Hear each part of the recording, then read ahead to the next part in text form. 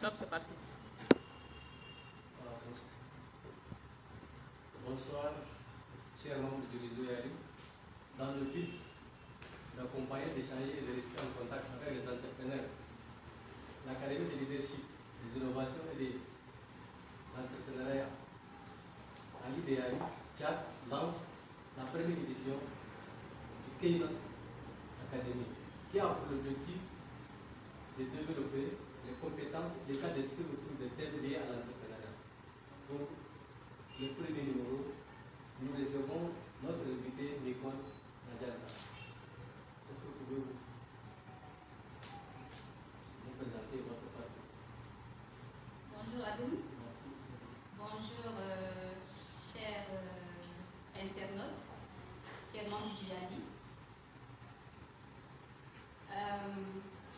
Comme mon confrère l'a dit tout à l'heure, je m'appelle Nicole Nadjalka. Je suis agroéconomiste et je suis responsable d'un cabinet d'études de consultance dénommé NagriPlus.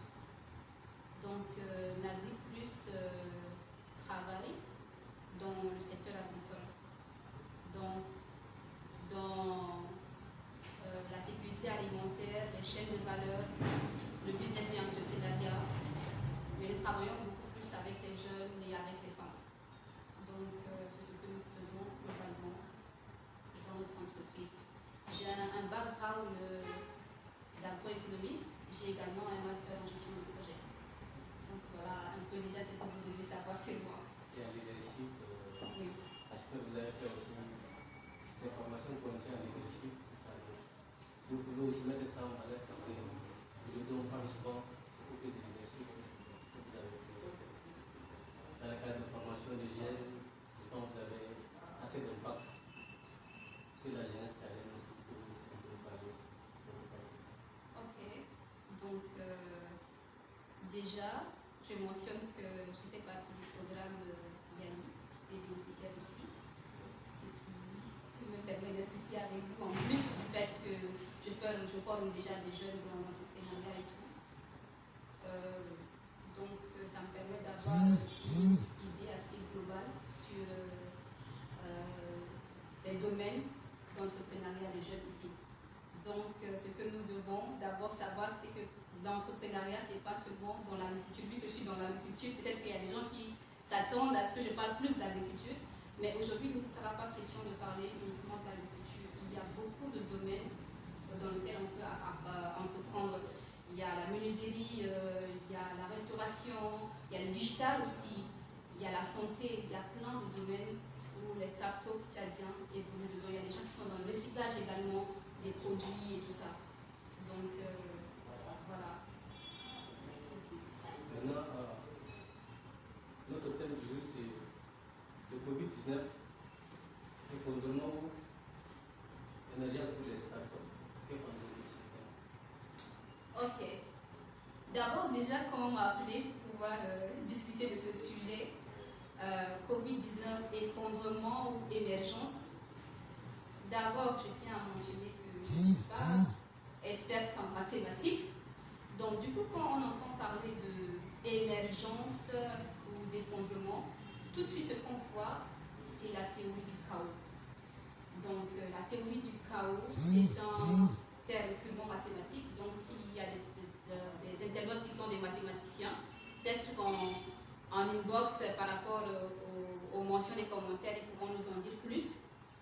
Et donc, dans la théorie du chaos, ce que nous devons savoir, c'est qu'il n'y a pas de négatif ni de positif par rapport à la théorie du chaos. Et lorsque nous parlons de théorie du chaos, beaucoup de gens voient plutôt le mauvais côté. Ils voient peut-être le drame et tout ça. Mais la théorie du chaos fait appel à l'effet papillon, c'est-à-dire une possibilité de renaissance, une possibilité de changement, de tournure complètement de quelque chose. Donc, ce changement peut être positif ou ça peut être négatif. Et ce changement, par rapport au théorème purement physique, il répond au théorème physique.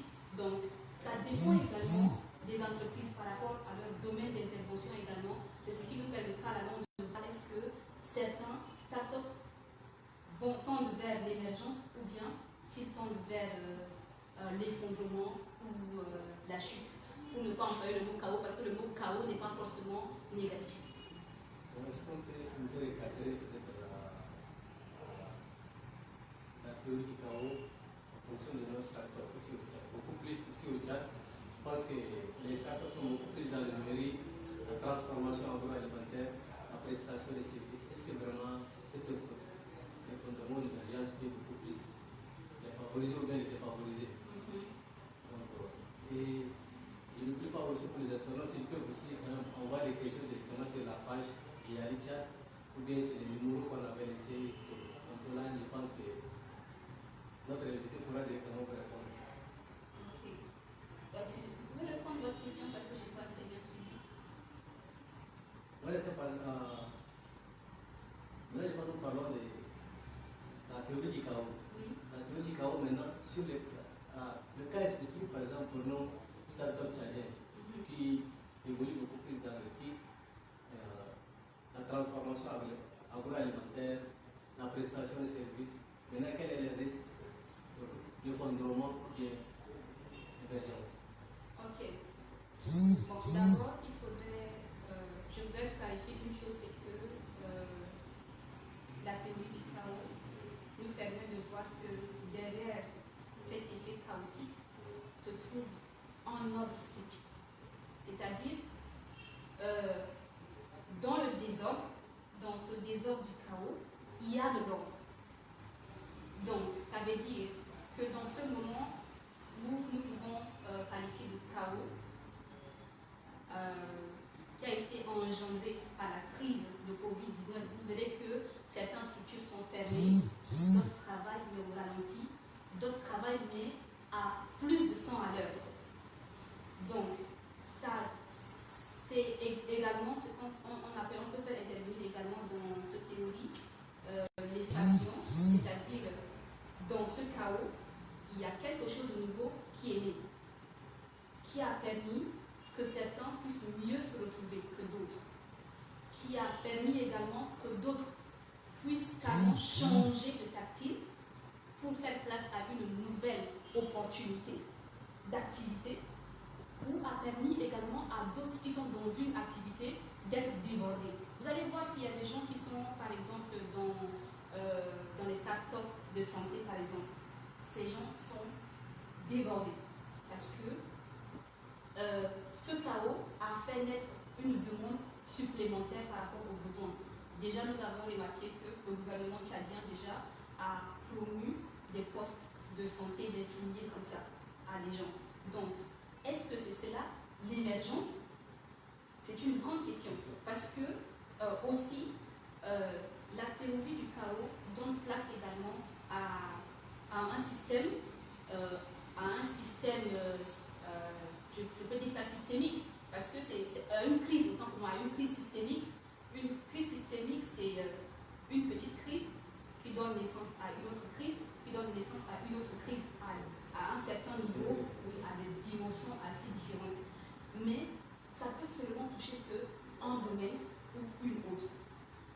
Donc, dans ce cas de figure-là, nous allons voir qu'il y a des systèmes qui ne sont pas, je ne vais pas employer le mot émerger parce que ce n'est pas vraiment émerger, comme les startups qui sont dans la santé.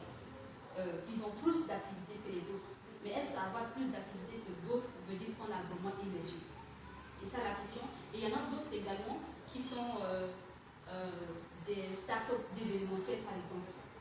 Eux, ils n'ont pas d'activité parce que leur activité demande à ce qu'il y ait attroupement et tout ça, qu'il y ait des festivals, que vous devez voyager, tout ça.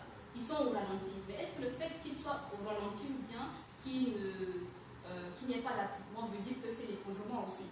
Donc c'est pour ça que je répète encore que la théorie du chaos, ce n'est pas le fait de dire que voilà, c'est le désordre ou bien c'est l'anarchie ou que tout est par terre, mais que même dans ce désordre-là, qu'il y a vraiment une structure assez ordonnée qui régit ce système.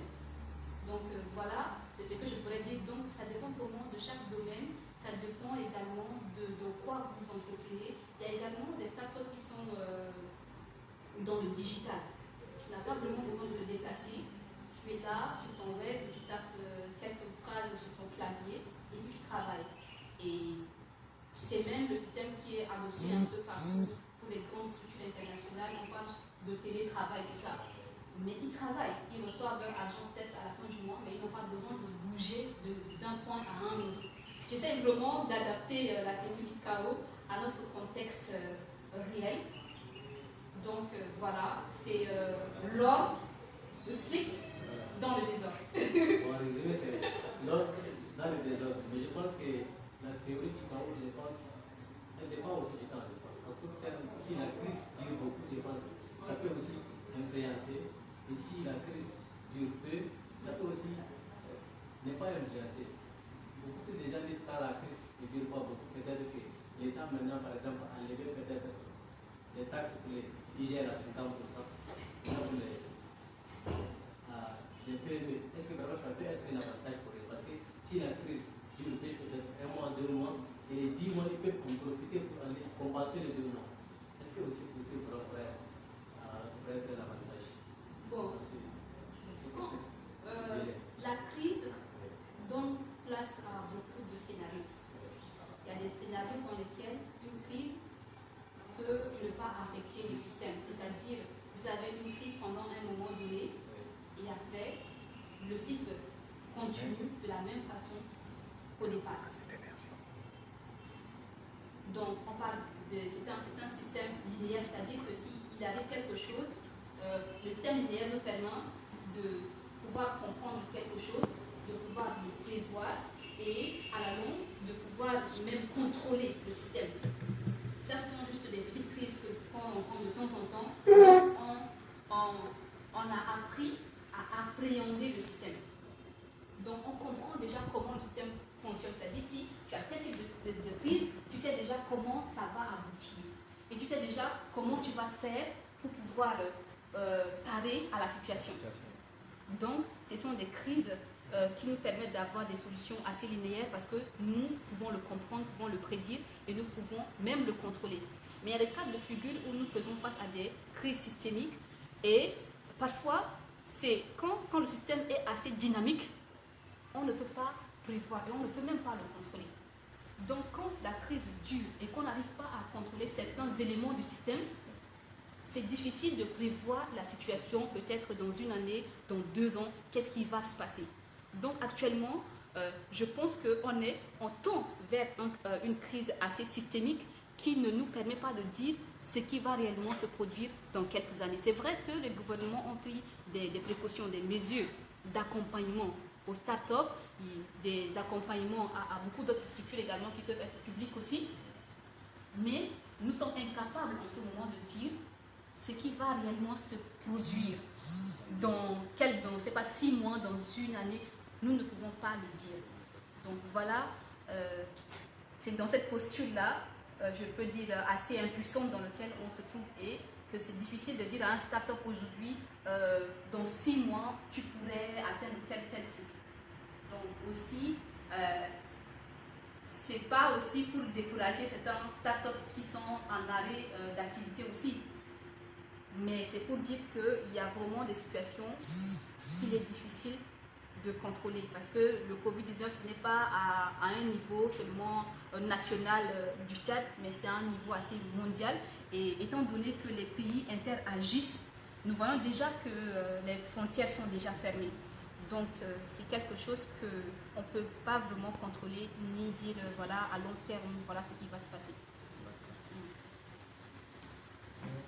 Maintenant, je vais revenir sur ma 3e question. Qu'est-ce qui vous a amené à créer votre entreprise? Je pense pour être un entrepreneur, on ne se lève pas comme ça pour dire je vais être un entrepreneur. Je vais être un entrepreneur parce que j'ai vu déjà dans ma communauté un problème que moi je cherche à résoudre en créant cette entreprise. Donc je vous pose la question, qu'est-ce qui vous a poussé à créer l'agri-plus? Bon, l'agri-plus est une structure qui évolue dans le domaine purement agricole. c'est-à-dire tout ce qui touche les acteurs qui interviennent dans le secteur primaire, les pêcheurs, les agriculteurs, les éleveurs et tout ça. Moi, ce qui m'a poussé à reprendre dans ce secteur, c'est que déjà, le secteur primaire, c'est la base. Et je me suis dit que la plupart des acteurs du secteur primaire sont toujours à un niveau assez archaïque, ils sont toujours dans la répétition de ce que leurs parents faisaient, la répétition de ce que leurs grands-parents faisaient, la répétition de ce que leurs ancêtres faisaient. Donc ils n'ont pas évolué. Et ils n'ont pas évolué par rapport au changement autour d'eux. Maintenant, par rapport au changement climatique, ils n'ont pas toujours évolué par rapport au système de production. Maintenant, il y a plein d'autres choses qui interagissent dans l'écosystème de l'agriculture. Mais les paysans sont toujours restés à leur niveau initial. Alors, nous nous sommes dit, mon équipe et moi, monsieur, qu'il fallait avoir une structure qui puisse accompagner les acteurs du secteur primaire, c'est-à-dire accompagner le producteur à s'adapter au changement climatique, pas seulement au changement climatique, mais au changement du système, carrément autour d'eux. Maintenant, vous pouvez vendre vos produits sur l'Internet et tout ça. Le producteur, il ne sait même pas si à côté le boutiquier n'a pas ses semences, ou si lui-même il n'a pas pu faire ses semences à lui, il ne sait pas. Il va juste croiser les bras et dire oh, il n'y a pas de semences, et puis c'est tout. Donc, il faudrait d'abord apprendre aux producteurs, écoutez, maintenant, si vous n'arrivez pas à bien faire vos semences, c'est parce qu'il y a ça. Voilà la nouvelle méthode adaptée aux circonstances. Si votre fournisseur n'arrive pas à vous fournir les intrants et tout ça, vous pouvez trouver autrement en faisant des achats en ligne et tout ça. Et comme la plupart de ces producteurs, plus de 70% ne sont pas instruits, pour ne pas dire illettrés, hein, donc ils ne peuvent pas comprendre qu'il y a des systèmes d'accompagnement qui existent. Il faudrait également les conscientiser pour qu'ils sachent que non, il y a même le gouvernement qui a mis sur place un système d'accompagnement aux producteurs, mais les producteurs ne sont pas au courant de ces choses. Donc c'est un peu le travail que nous faisons de dire, écoutez, si vous avez besoin d'aide, nous sommes là. Si vous avez besoin de semences, si vous voulez vendre vos produits, nous sommes là pour vous accompagner. Vous n'avez pas à craindre, que voilà, votre producteur de semences n'est pas là. Vous n'avez pas à craindre si vous manquez d'intrants ou d'engrais ou n'importe quoi. Nous sommes là pour vous accompagner. C'est même pour ça que notre slogan, c'est l'expertise au service de la nation.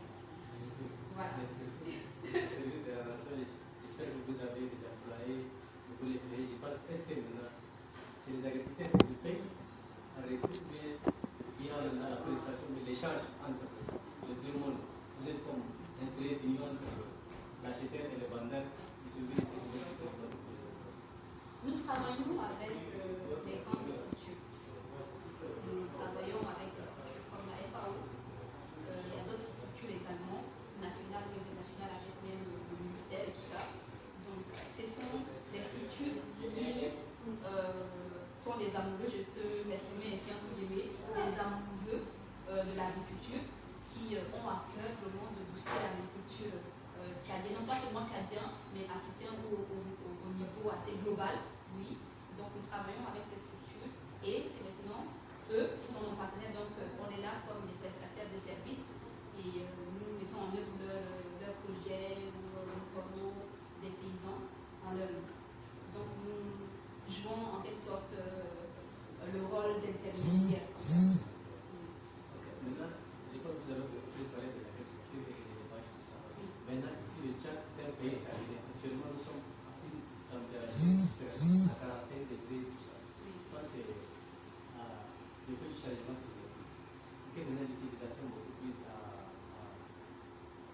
l'utilisation du bois de chauffe, tout ça, engendre aussi la désertification. Est-ce que vous pensez un peu peut-être aux agriculteurs de bénéficier dans le système de biogaz? Parce qu'actuellement au Tchad, le taux d'accès à l'énergie est de 7,2%.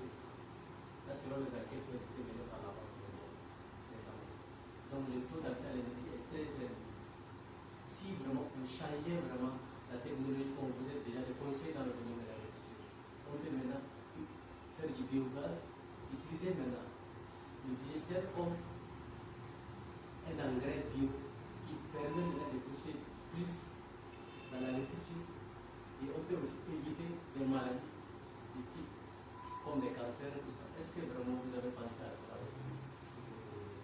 Oui, bien sûr, nous avons pensé à ces choses, mais aussi, comme je viens de le mentionner, nous travaillons avec des partenaires. Nous faisons la mise en œuvre des projets de nos partenaires ou de nos bailleurs. Donc, la mise en œuvre des projets suppose qu'au préalable, il y a des principes et des objectifs qui ont déjà été préétablis. Mais dans le cadre d'aider les producteurs à avoir une production assez élevée, ce n'est pas forcément par rapport à l'utilisation des engrais ou bien à la production de biogaz et tout ça, mais c'est par rapport à leur compréhension de la chose. Ce que nous faisons, c'est d'abord d'avoir un champ expérimental, de montrer aux paysans, ça, c'est le champ A. C'est votre champ, c'est avec votre méthode d'utilisation. Ça, c'est le champ B, avec nos méthodes, notre façon d'utiliser notre canevas, l'itinéraire technique, culturel et tout ça. Voilà comment nous on va procéder. Voilà l'autre champ C, où voilà, il n'y a pas les deux. Ça ne répond pas aux critères A et B. Il note ici, pour pouvoir faciliter l'observation. Et après, quand la production arrivera à terme, et les moments de récolte, le producteur, quand il a vu sa méthode, sa sémence, son technique culturelle et tout ça, et l'autre, comment ça s'est passé, il voit nettement la différence. Parce que le paysan, il va te dire non, moi, j'ai grandi ici, je connais la terre, mes parents ont fait ça, mes grands-parents, ils ont fait ça. Vous n'avez pas à me dire de changer ça et je ne peux pas accepter. Et ils ont raison. Mais pour les amener à changer, il faudrait les prouver que votre méthode est la meilleure. Lorsqu'ils observent, après ils disent, oh oui, c'est vrai, c'est vrai, à travers le résultat bien sûr. Et c'est un champ à l'école, donc eux-mêmes, ils sont là, ils le font eux-mêmes. C'est pas que vous allez le faire et puis après vous dites non, certainement vous allez acheter quelque chose, vous n'êtes pas là, vous leur donnez deux. Vous avez d'abord un open de terre, vous séquencez, vous mettez juste des piquets A, B, C, et puis vous leur dites comment vous devez traiter A, comment vous devez traiter B, comment vous devez traiter C. Et après, le temps escompté, ils observent la différence. Et eux-mêmes, ils disent, oh, c'est fini. Ils abandonnent le A et le C. Parce que le A, c'est selon leur principe à eux, le C, c'est le terrain neutre là, et le B, c'est par rapport à nos techniques à nous. C'est la même chose également quand on les forme en entrepreneuriat, leadership et tout ça. Ils ont, puisque ce sont des gens qui ont déjà produit, ils savent comment ils vendent, comment ils cherchent les clients et tout ça. Mais nous, quand on vient les former, ils voient la différence quand ils essaient nos techniques, ils voient la différence. Donc, c'est vraiment le changement par l'exemple. Nous faisons le changement par les exemples, c'est-à-dire nous permettons aux bénéficiaires d'observer par eux-mêmes le changement et de prendre la décision de changer. Merci. Bon, je pense que la question est bien répondue et je vais revenir quelque part. Ici au Tchad, je pense que les agriculteurs sont presque à 95% de sol. Maintenant, comme vous êtes une femme en général, vous descendez sur le terrain pour leur expliquer ce que c'est l'agriculture. Et dans beaucoup de nos sociétés, la femme est classée au second rang. Maintenant, vous vous mettez au devant des hommes pour leur expliquer les choses. Comment vraiment ils acceptent à vous comprendre tout ça? Quelles sont vraiment les stratégies que vous mettez? Parce qu'il y a aussi des jeunes filles qui veulent aussi se lancer aussi dans l'agriculture. Elles sont des filles, peut-être elles auront peur, peut-être dans les dire, ils vont devant les hommes, tout ça. Quel conseil vous pouvez leur apporter? Bon, moi, je dirais d'abord que avant d'être une femme, je suis une personne. Avant d'être un homme, on est d'abord une personne.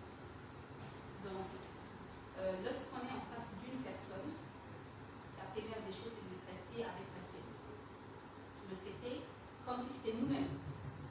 Et d'abord, c'est de se dire, il y a des choses que j'aime, il y a des choses que je n'aime pas. C'est-à-dire que l'autre également a certainement les mêmes points de vue. Donc c'est comme ça que ça marche avec les gens avec qui tu travailles.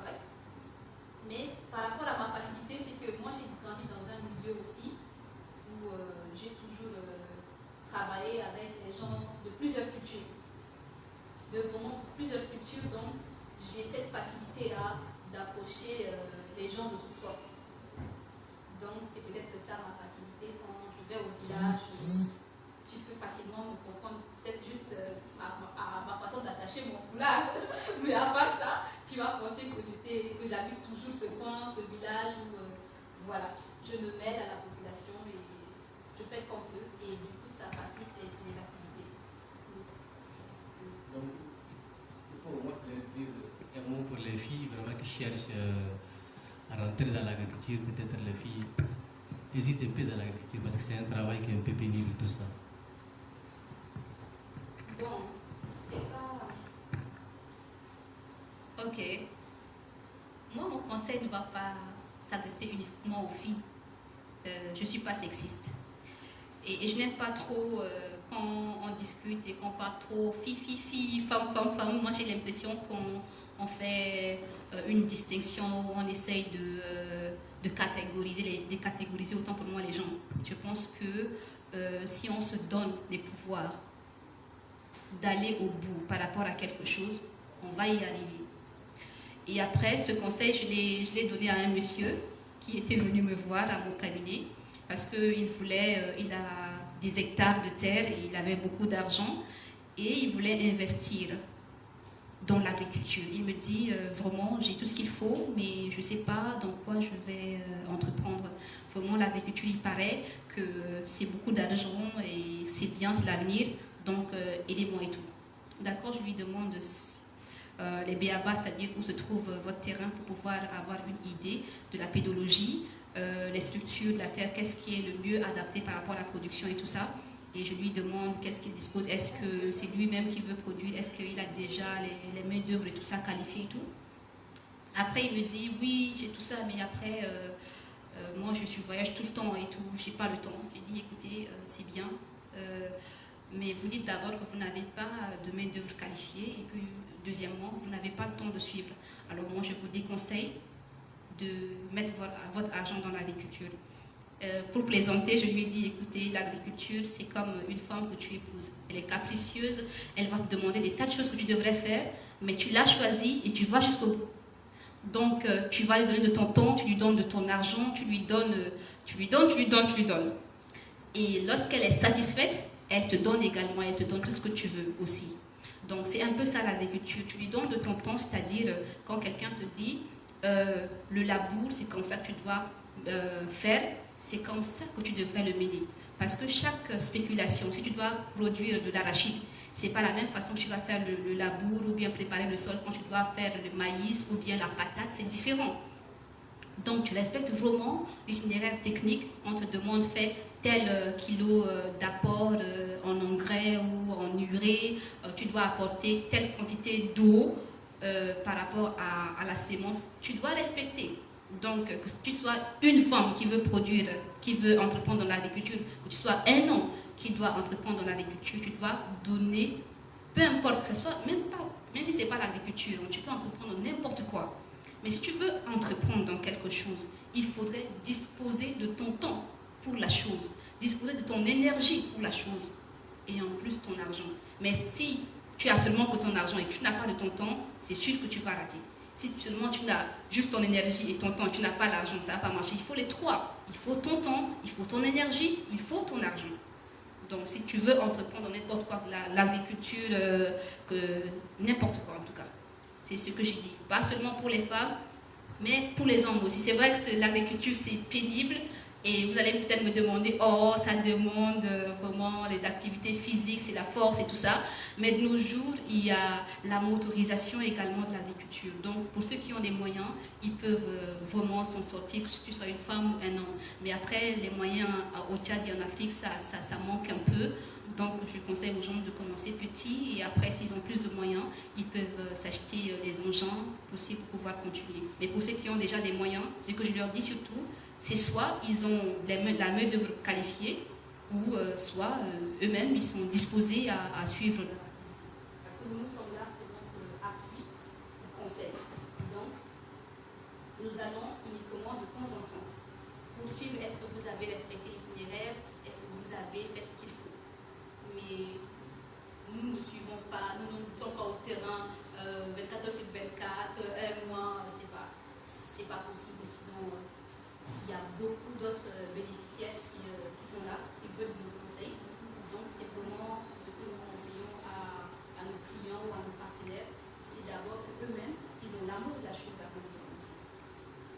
merci. À cette période de crise, partagez votre expérience et comment votre entreprise s'adapte vis-à-vis vraiment de la crise du Covid-19 que tous les entreprises subissent actuellement. Ok,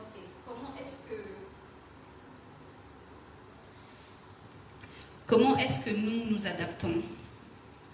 D'abord, par rapport à cette situation. Par rapport à cette situation, c'est,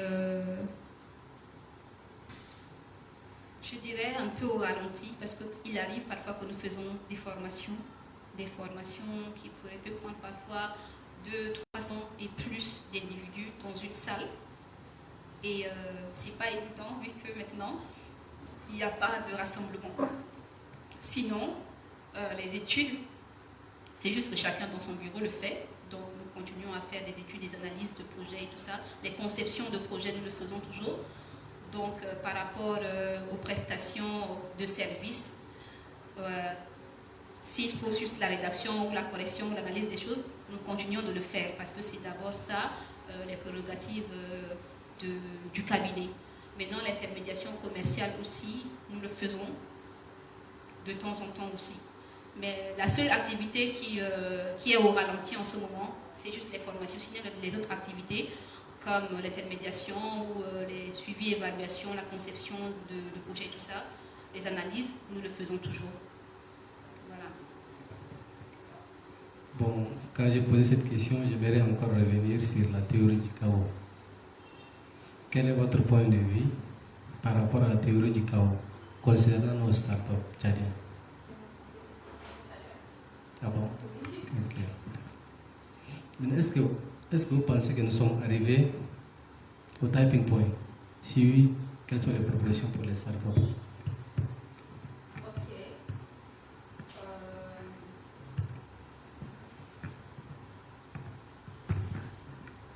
D'abord, tout à l'heure, en parlant du tipping point, c'est le point de déclenchement. Donc, dans la théorie du chaos, d'abord, le fait d'atteindre le tipping point ou le point de déclenchement, c'est le point après lequel on peut savoir si notre situation est réversible ou pas.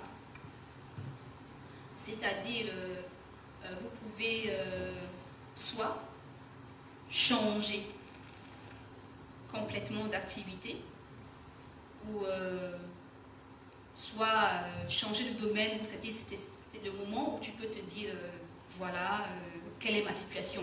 Est-ce que ma situation est chaotique? Bon, d'abord, j'espère déjà que les internautes comprennent que le mot chaos ne veut pas dire que c'est la mort. Le mot chaos veut dire simplement qu'il y a un changement ou bien une intervention, une dislocation ou un dysfonctionnement quelconque permettant, peut-être occasionnant un changement qui peut être parfois strict, mais ce n'est pas forcément négatif. Ce n'est pas forcément négatif. Bon, j'aimerais un peu vous interrompre, peut-être si les internautes ont des questions, ils peuvent nous envoyer les questions et vous allez les répondre. Okay. Donc c'est une émission un peu interactive, donc s'ils ont des questions, ils peuvent nous balancer sur la page. Donc, comme je disais tantôt, le chaos n'est ni mal, ni bien, du point de vue c'est scientifique. Hein. Du point de vue scientifique, le chaos n'est ni mal, ni bien. Ça dépend vraiment de notre point fixe. C'est-à-dire, il faudrait que dans chaque domaine, tu as un point d'ancrage. C'est-à-dire, si la personne, quel exemple je pourrais prendre par rapport à un start-up? Vous avez une idée du start-up que vous pouvez me proposer pour me servir d'exemple? Bon, puisqu'on a commencé dans l'agriculture, peut-être si on peut rentrer toujours dans l'agriculture, vous êtes mieux. Ou bien je pourrais prendre les gens qui sont dans la restauration, par exemple. Les gens qui sont, par exemple, dans la restauration, l'État demande à tous les restaurants d'être fermés. Donc, du coup, ils ne peuvent pas recevoir des gens sur place pour manger. Oui. Et s'ils ne reçoivent pas les gens sur place pour manger, c'est-à-dire que leur activité est dans un état statique. Ce n'est plus dynamique, ça ne bouge plus. Alors il faudrait trouver un moyen pour le redynamiser. Donc ça veut dire que la restauration est rentrée dans la crise systémique, c'est-à-dire que le corona a affecté la restauration.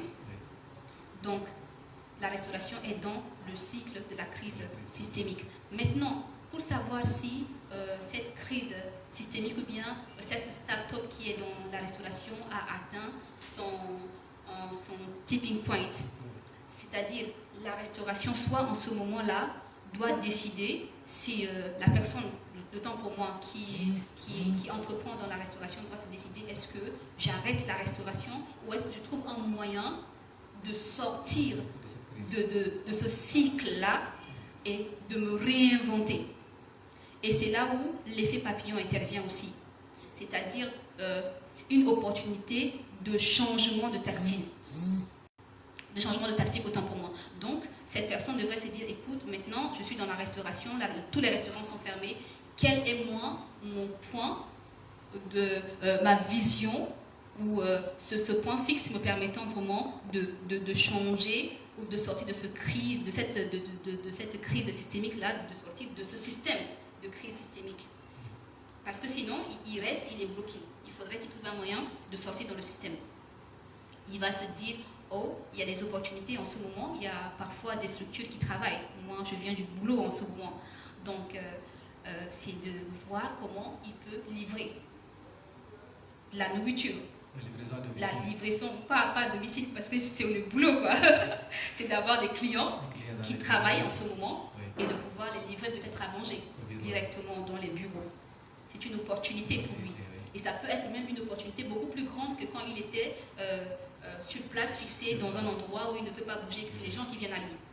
C'est une opportunité. Alors, dans ce cas, on pourra dire que le corona ou le Covid-19 a créé pour lui une opportunité. Que dans ce chaos est né vraiment en ordre, ou bien l'effet papillon a créé une opportunité d'émergence, entre guillemets.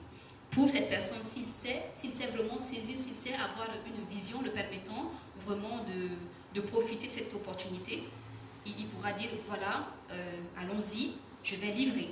Il pourra même avoir une idée de créer un site de livraison où les gens, à partir de n'importe où, de leur bureau, avec un touche comme ça, voilà, mettre dans les paniers, voilà, je veux le riz avec le poulet, il sélectionne, ou avec le poisson, à livrer.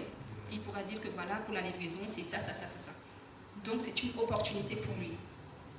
De même que les gens, ou bien il peut se dire, oh moi franchement, la livraison, ça va me revenir cher, je vais fermer ma boutique et peut-être vendre les gels détergents, parce que les gels détergents, c'est maintenant le business de tout le monde. Voilà, donc c'est vraiment c'est un point qui te permet vraiment de te remettre en question, de dire, est-ce que j'accepte aujourd'hui de changer de tactile ou bien de mourir, quoi. Donc c'est le point qui permet vraiment, c'est un point de déclenchement qui te permet de te remettre en question en tant que start-up, de dire quelle est la direction la mieux adaptée pour faciliter l'émergence de mon start-up, pour ne pas favoriser l'effondrement. Voilà. D'accord. Bon, maintenant je pense que vous avez pris un peu le cas, par exemple, des start-up qui sont dans la restauration. Et si on peut peut-être parler les gars d'éthique, ou bien les gens qui sont, par exemple, les stylistes, les tailleurs, tout ça. Et aussi dans les start-up, je pense qu'ils avançaient bien maintenant avec la crise, tout est fermé. Il y a certains qui ont eu la chance peut-être de coudre les masques que la Fondation Gracal les a donné comme marché, mais il y a certains qui souffrent. Est-ce que s'ils peuvent carrément changer? D'autant plus qu'ils étaient déjà formés dès bas âge dans ce domaine. Maintenant, pour changer, est-ce que vraiment ça n'a pas vraiment d'impact et le temps vraiment qu'il faudra pour changer? Ok. Je pense que c'est toujours la théorie du chaos, l'effet papillon et tout ça qui vont revenir toujours. Parce que j'avoue que l'effondrement et l'émergence, sont des théories qui répondent, ce sont des critères autant pour moi qui répondent à la théorie du chaos. Et comme je disais tantôt, je ne suis pas mathématicien, donc je ne maîtrise pas la théorie du chaos, mais en tant que scientifique, j'ai une petite notion. Donc voilà pourquoi. Il y a des journalistes et beaucoup d'experts qui disent qu'en ce moment, que la crise du corona va permettre à ce qu'on ait plus tard un nouveau système carrément économique. C'est-à-dire que ce système fera place à un autre système. C'est-à-dire, si on atteint finalement le tipping point, c'est-à-dire le point de déclenchement, le système tel que nous connaissons risque de ne plus exister. Et on fera place à un autre système carrément. Mais c'est eux, c'est leur point de vue. Mais moi, comme je ne suis pas mathématicien, je ne sais pas qu'est-ce que je peux dire à ce sujet. Mais personnellement, moi je dirais que par rapport aux startups, le mieux, ou si chaque startup peut avoir un côté digital à son entreprise, ça pourrait être un plus pour pouvoir se dégager de cette crise systémique. Donc voilà, c'est moi ça juste mon petit point là dans le point de vue des experts en théorie de chaos et tout ça. Moi je suis plus pratique, donc je dirais que si on veut s'en sortir en tant que start-up, vu qu'il y a des activités qui ne sont plus adaptées par rapport aux mesures barrières, le mieux c'est d'être sur le web, de voir comment est-ce qu'on peut se faire connaître, c'est de voir comment est-ce que tu peux proposer tes services, comment tu peux proposer tes produits, pas forcément avec des attroupements et tout ça, en respectant vraiment les mesures barrières, mais de créer toi-même une opportunité de sortir de l'effondrement, entre guillemets. Oui. Donc, en résumé, ce que j'ai retenu, je pense que pour gérer un peu cette crise, les entrepreneurs peuvent un peu injecter dans leur mode de fonctionnement la digitalisation de leurs prestations ou bien de leurs activités, qui un peu peut-être les évitera quand même de sombrer. de sombrer carrément dans cette crise. Merci. Je pense qu'on va essayer de voir si les internautes ont posé des questions.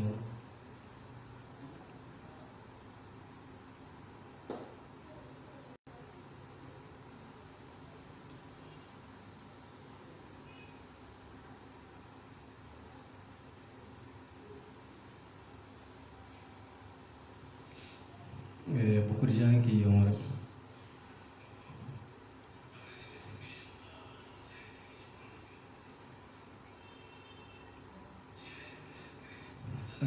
Ok, il y a Litline qui a posé une question. Quels sont vos conseils? Quels sont vos conseils pratiques? Déjà, avant la crise, il était difficile pour les startups de s'en sortir avec cette crise qui a tout bloqué. Pensez-vous que les startups aient une marge et une manœuvre pour la survie?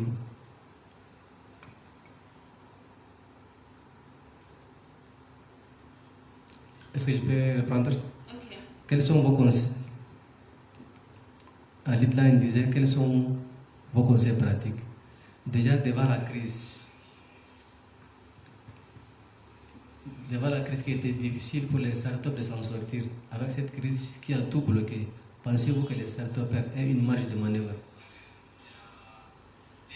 Bon, d'abord, moi ce que je dirais c'est il y a des startups ou bien certaines entreprises qui n'ont pas une bonne stratégie marketing.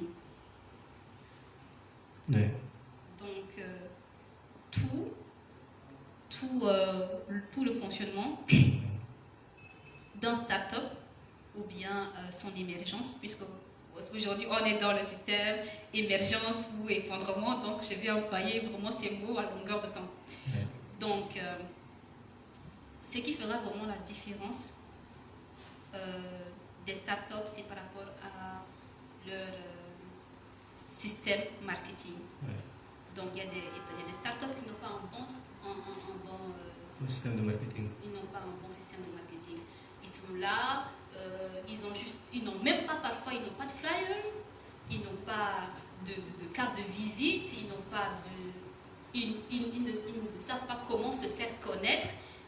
Premièrement, ils ne savent pas comment se faire connaître, ils ne savent pas comment faire connaître leurs produits ou leurs services.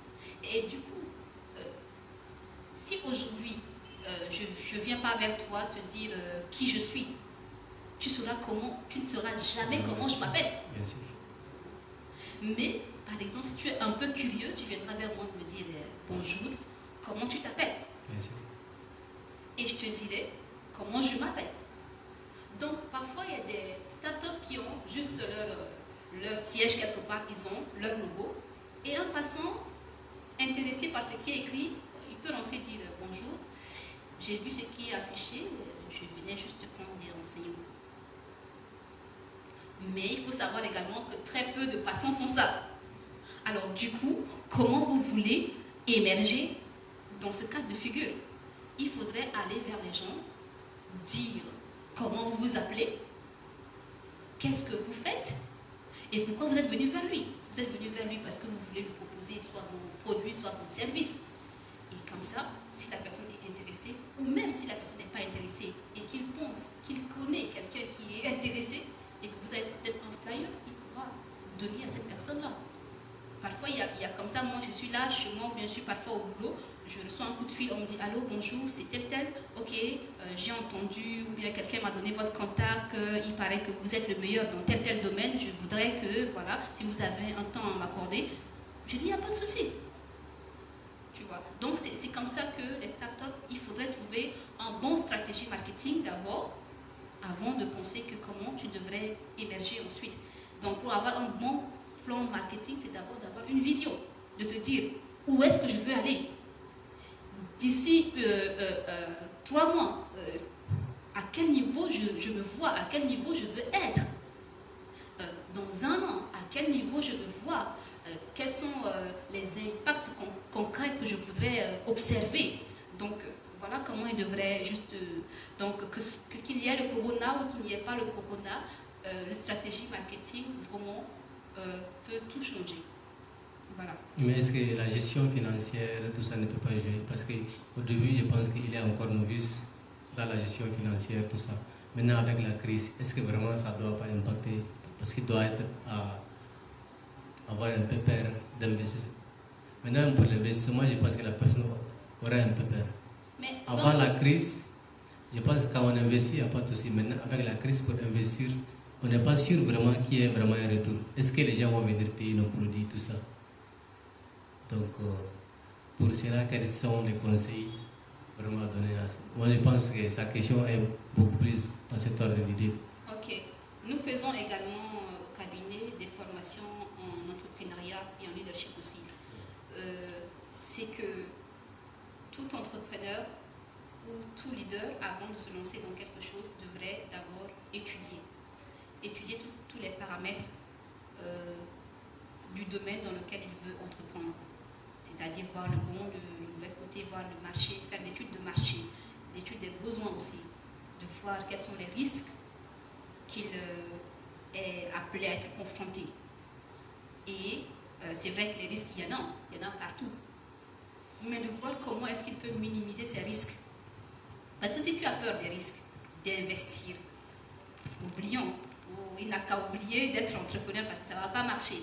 Il faudrait observer ces risques et de voir dans quelle mesure tu peux minimiser ces risques et d'entreprendre ensuite. Donc, ça va pour tous les domaines, pas seulement pour l'agriculture, mais pour n'importe quel domaine. Avant d'entreprendre, il faudrait vraiment faire l'étude de marché, vraiment observer quels sont les risques possibles et ensuite de voir dans quelle mesure tu peux minimiser ces risques. Je pense que nous sommes presque déjà à la fin et nous remercions les internautes qui nous suivent en ligne. Il y a Alexis, il y a Narcisse, il y a Abbas Issa Fressou, il y a Litlim qui nous suit, et il y a Pina, tout ça. On leur dit merci. Et qu'est-ce que vous avez comme un mot définitif sur notre thème, le Covid-19, effondrement ou émergence, pour les startups, votre dernier mot? Bon, mon dernier mot, c'est que la théorie de chaos offre une possibilité de s'aligner sur un processus d'évolution. Oui. C'est-à-dire de changer de situation. Donc, vraiment, j'encourage les startups à s'aligner dans cette dynamique d'évolution, de s'aligner dans cette dynamique d'évolution et de voir dans quelle mesure est-ce qu'ils peuvent s'adapter aux conditions. Donc, comme je disais encore tantôt, dans la théorie du chaos, le chaos en réalité, ce n'est ni mal ni mauvais, mais c'est juste que ça répond à un certain critère scientifique et c'est juste une opportunité de changement. Et lorsque tu t'inscris dans une vision d'évolution, tu trouveras une solution adaptée à ta situation.